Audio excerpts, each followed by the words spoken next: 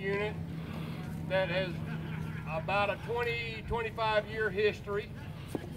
We currently have about 45 members. We have 3 pieces of artillery that are affiliated with us. We are a galvanized unit, which means we do both Southern impressions and Union impressions. We're not favorable one side or the other. We do what we're told. Just to give you a little history of the artillery, what you see behind me is 2 pieces of artillery. This piece over here is limbered up on the limber, and this piece over here is prepared for travel.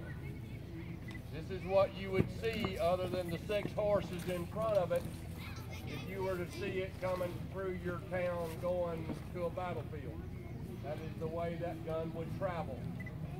This gun over here on my left is set up for firing demonstration. We are not actually going to fire a round here, too close to everything. But it is set up the way it would be if it were on the battlefield. The only difference is that ammo box that you see behind my men, that is the same color as the gun, would be way back off out there in the woods somewhere. In that box would be approximately 100 pounds of black powder. We don't want it in the vicinity of this gun. So it would be, just in your imagination, imagine it being way back off out there in the woods somewhere, okay, when we do our demonstration. This piece you see here, well, let me start with this piece. This piece here is a 12-pound field howitzer. It is smooth bore. Some of you gentlemen would recognize what I mean by smooth bore. It does not have any riflings in the barrel. It also, when it fires, it shoots a 12-pound round ball. Okay? You've seen stacks of balls in comics and cartoons and stuff. That's what this one would shoot, is a round ball. This gun here is the newer of the 2. This is a 3-inch Ordnance Rifle. It does have riflings in the barrel, and instead of shooting a ball, it shoots what is called a bolt. The bolt would be approximately that long, about that big in diameter, weighs approximately the same thing as a 6-pound ball. The weight of the round was 6 pounds, and it's much more accurate piece, okay, because of the elongation of the round and the riflings in the barrel. If I were commanding an artillery unit in that time, my instructions on this 12-pound field howitzer would be this. My first shot would be aimed 5 feet windward for every 100 yards downrange. What does that give you the impression of? I'm doing a curveball into the target, okay? That would be my first round. After that, we would adjust accordingly to bring ourselves on target. The range of this weapon, it has an approximate distance of about 1,800 yards, okay? 18 lengths of a football field. This weapon over here, the 3-inch Ordnance Rifle, you do not have to worry too much about windage. Because of the elongated projectile, the rifling, the spin it puts on it is much more accurate. This weapon has a range of 3 miles. If I can see it, I can hit it much sooner than I Das kann sein, 4,5 Kilometer. Okay? 4,5 Kilometer. 4,5 Kilometer. This weapon came onto the battlefield about 1862, 63. This is what the war was started with, okay? All right, as a lieutenant colonel, I would be second in command of an army's artillery. What do I mean by that? You had basically in the South 2 major armies. The Army of Northern Virginia, which most of us are familiar with, and the Army of Tennessee. Each one of those armies had a general. General Lee for the Army of Northern Virginia, and General Bragg for the Army of Tennessee. My colonel, actually the general now, but my colonel would be directly answerable to either General Lee or General Bragg. Under his command would be about 24 pieces of artillery.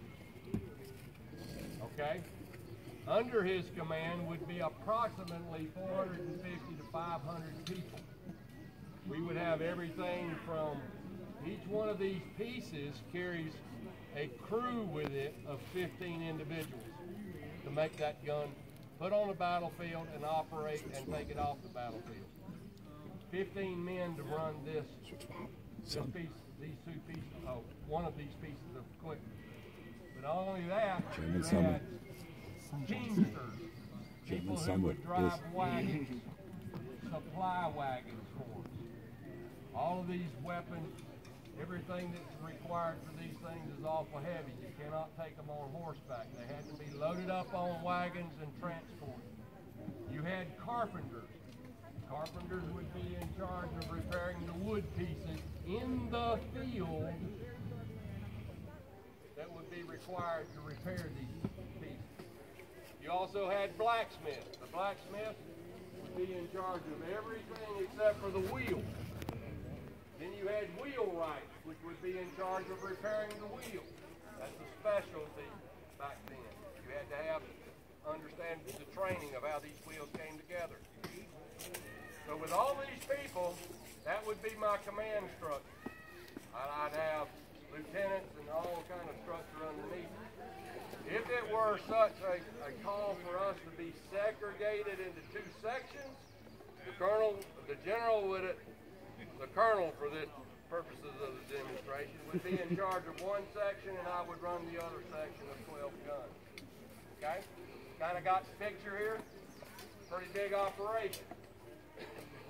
Anyway, what we're going to do now is I'm going to pull my men onto the gun, and we're going to show you a loading drill.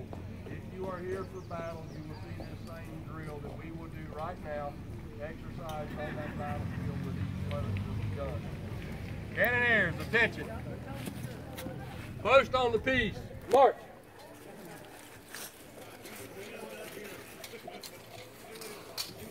Each one of the pieces of artillery have 4 gunners attached to the piece. But along with those 4 gunners, take implements.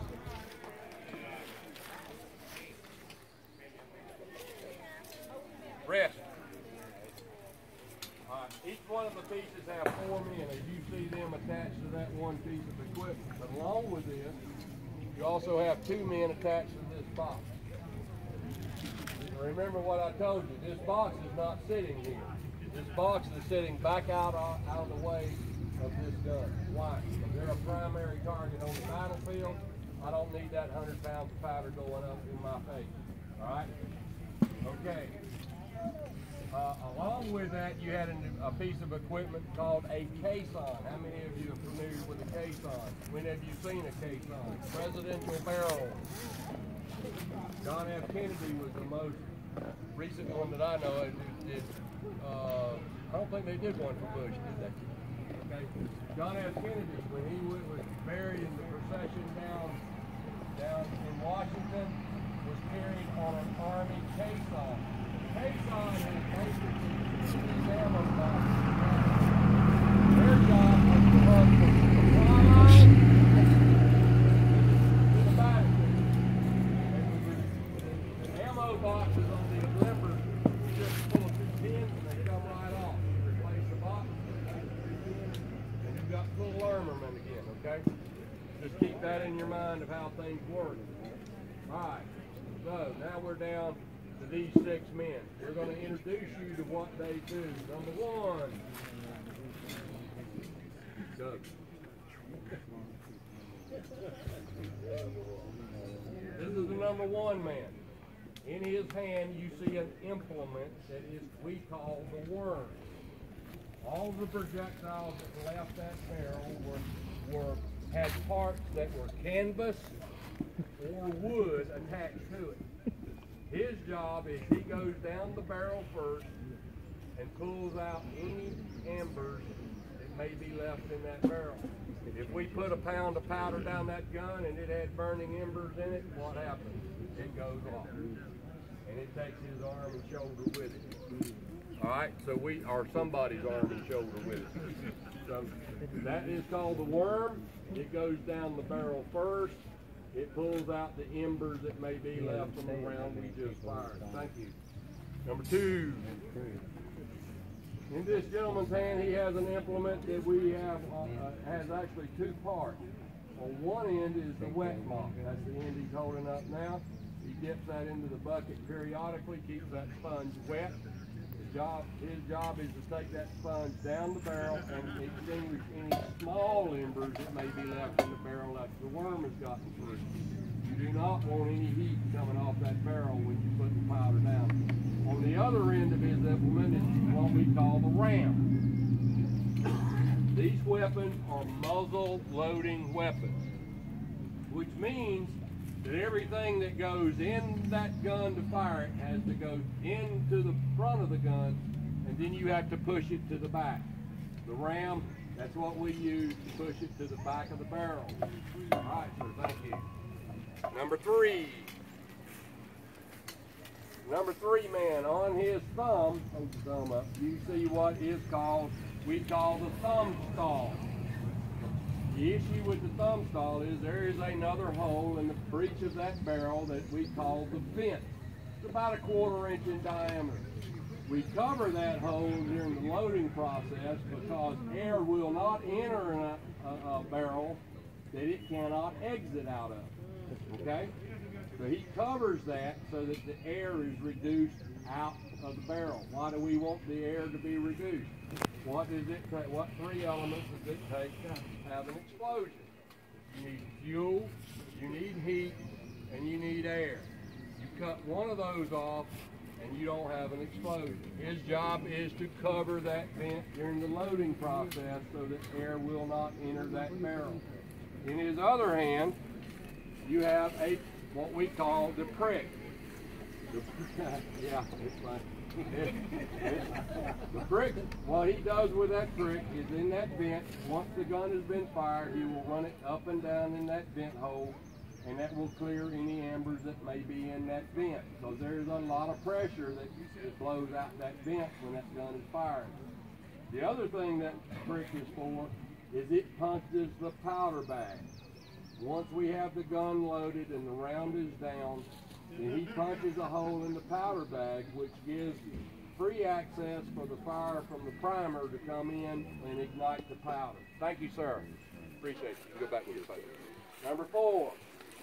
The number 4 man, he has all the fun of all the work of all the other people. Okay, he gets to set the gun off. In his hand, you will see a lanyard. Lanyard is a rope, has a hook on one end, a handle on the other. You say, why does this need it? Well, if we were firing a projectile out of that barrel, that gun is going to roll back 4 to 5 feet. It will run you over. It is not a respecter of your size or any other characteristic you have. It just will flat run you over. So if he's standing behind the gun when he fires that gun, it will run him over. It's an inevitable fact, law of nature. Okay? Now, you got a primer? Or not? The other thing he is in charge of is what we call the primer. The primer is a brass tube. It has a ring on it. I don't know if I can show it to all of you, but you can see it. Let me get it in my glove where I can hold it. That is the primer. It is a hollow tube. In that hollow tube is fulminated mercury. It has a wire attached to it. When he yanks on the wire, the roughness of the wire ignites the fulminated mercury. The mercury ignites, and it goes down the vent hole, into the powder bag, explodes the powder bag, projectile goes down the range. Everybody got the picture, okay? So, that's thank you number 4. Now this man doesn't generally have a number on our crew, but he is the gun sergeant. His job has 2 functions. First of all, he oversees the loading of the gun to make sure that everything is done correctly. His other job is to aim that piece at the target called for. He is there when you see our drill. He won't necessarily do it on the battlefield, but he would be standing behind that gun with a targeting implement, and he would be sighting that gun downrange to make sure that when they roll it back, it's back on target. Okay? The next person in our job is the powder monkey. Raise your hand, Mr. Powder Monkey. Excuse me, box man, not powder monkey. You're the box man. Box man's job is to take the officer's instructions. We will call out a range and what we want, what type of round we want to shoot. Whether it be solid shot, whether it be huge case shot, or whether it be grape shot. Actually, canister, sorry. That's Navy grape shot. Canister. Canister is like a big shotgun shell. It just takes out whatever you can get within its range. Solid shot was used to get bridges and fortifications. It would pound something to death. Huge case shot would go downrange a little ways or however long we wanted to and explode. Okay? So his job is to listen to my orders. He is to match up the type of shot that I want with the range that we're shooting. I will call out a range, like huge case shot, 300 yards. He clips that 300 yards. He puts that round together. He puts it in the powder monkey's powder bag, and then he sends it to the front, and we call for the round. The other man in our crew is called the powder monkey. He is usually the youngest, the most agile, the fastest individual on the battlefield. His life expectancy is not that long. We do not get close to him. We do not want to warn him when he dies on the next battlefield. Why? Because everybody on that battlefield wants to stop that powder monkey. If they stop him, that gun don't fire. That gun don't fire, it saves lives. Got the pictures? So everybody on the battle, they can't get to me. I'm too important. Okay? That's the facetious thing. Okay? But I'm not on the front lines. I'm behind the lines. I'm spotting out everything. Their chance of getting me is very slim. Their chance of getting them is much greater. Okay? Their chances of getting my men is very slim. Why? Because we got fortifications usually up ahead of them. Okay? We're out of their rifle range. But he's exposed. He's out there. But he's usually the fastest, most agile, and youngest member on our team. His job is to take that round from that box to that cannon. That's his only job. We do not mourn him when he dies. We do not. We just don't. Happens too frequently. Okay? All right. Now what we're going to do is we're going to go through a complete load procedure. And what you'll see is how these implements and people work together to load the gun. All right? To your post, gentlemen. Sergeant. Load. Load!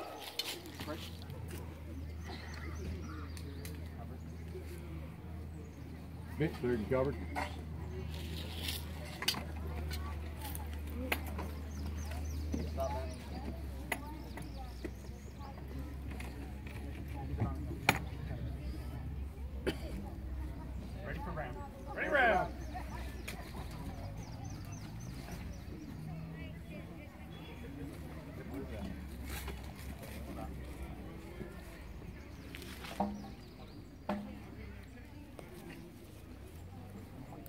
Round is down on one.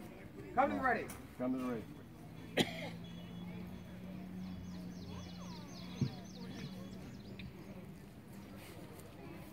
No one, ready, fire? Fire! Boom. So now you say the whole load drill. Any questions? Yes. Well, usually